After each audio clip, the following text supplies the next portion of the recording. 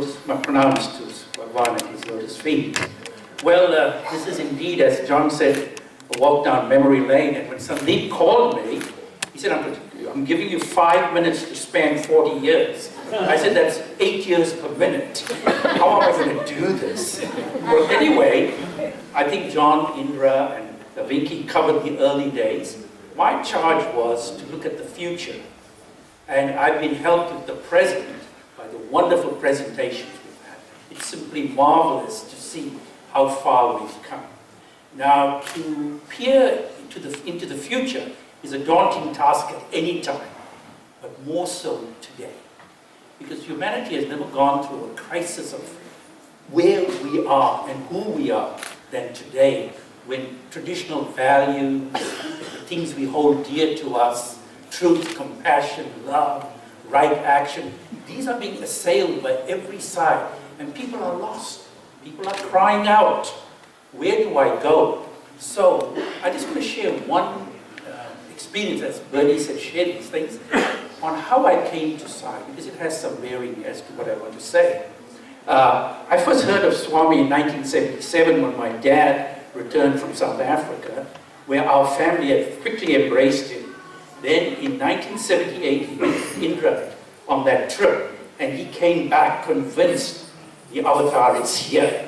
Now, I was a little skeptical about an afro-haired, orange-robed guru, but I had an open mind. I listened.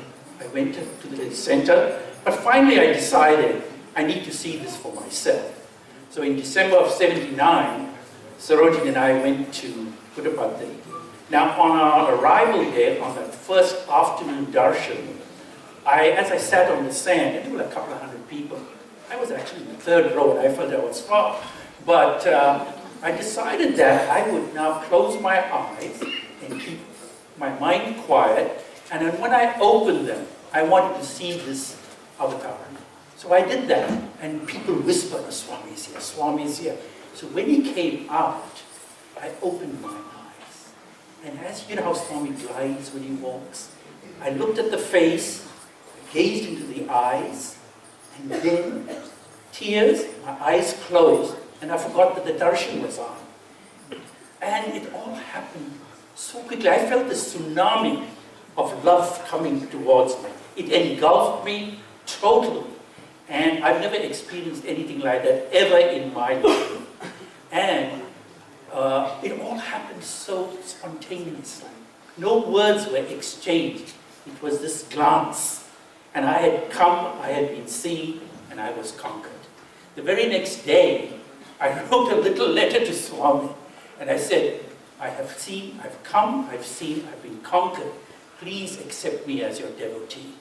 I was sitting in the fourth row, and Swami came and extended his hand and took that letter, and things have never been the same for me since that time. Now, why do I want to share this with you? Because the Swami that we talk about, the Swami that we want, is this eternal Swami of universal life. It is the same Swami that has kept us enduring in the past, in the very present, and indeed into the future. Our role is to contact this love with a love of our own, of such intensity that it brings tears and ecstasy to us. This is what Rumi talked about. You must love with all the passion you have the Swami, and ultimately realize how he and you are one. Now, Swami has always taught us in the early days that his life was his message, but he's thrown the ball back at us. Now it's your life is my message. And the challenge is open, because what Swami has said is, Swami foresaw these times of darkness coming, challenges to belief systems. And each one of us is called upon self-inquiry. It is a time of change, and we need to see where we are grounded. And when Swami comes to you like this, he never leaves you. He was always there, never left. You always there. You are always with him. You never left. It is to find the connection. Now, what do I see as we move forward at a time of tremendous upheaval? Our centers, and I saw the descriptions of all the events. And what took my heart was the young people and the singing and the program.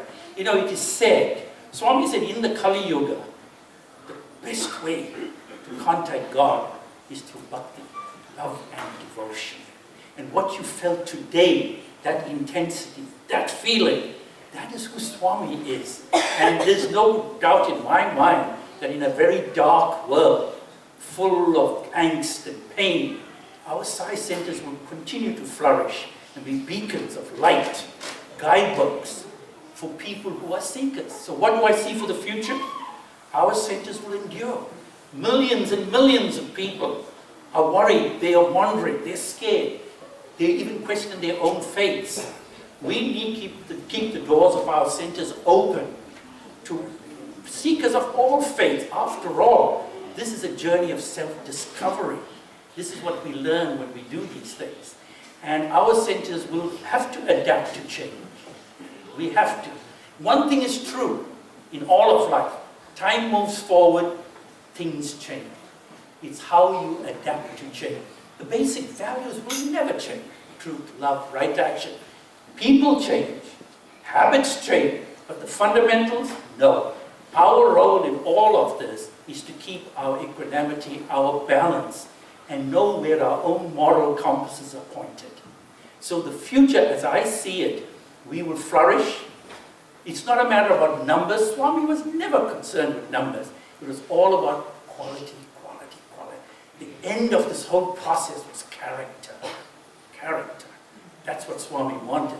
With that, you could tackle anything. So our future, I see us as being gateways, opening the doors to seekers of all kinds. It doesn't matter who they are, where they come from. Our doors are open. Come in and start and embark on this journey of self-discovery. We will be with you all the way.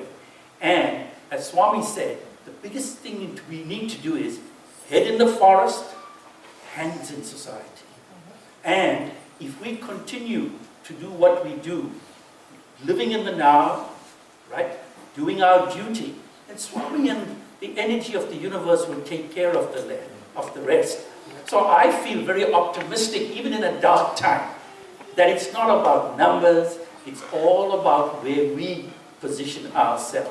And Swami has said this over and over, as you've heard, take one step towards me, and I will take 100 towards you. And as I've already heard here, for the young people, for those devotees who come now, when the physical form is not here, I have even more admiration, wonder. I needed to go and see this physically. I needed to make that contact. If you make that contact today, you're already well on your way, because you're already linking to the divinity, the eternal Swami. So let me just end by saying, I think things are not gloom and doom.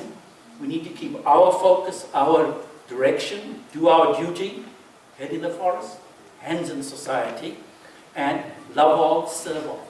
These are Swami's teachings, always there. And just to end with Swami's teaching, that you start the day with love, you fill the day with love, end the day with love, because that's the way to God. It's all about love, love, love, as Indra said, others say. If you can feel that, and Paramahansa Ramakrishna said, you must have this love for God, and it brings this tears and ecstasy to you. So thank you all. Sai.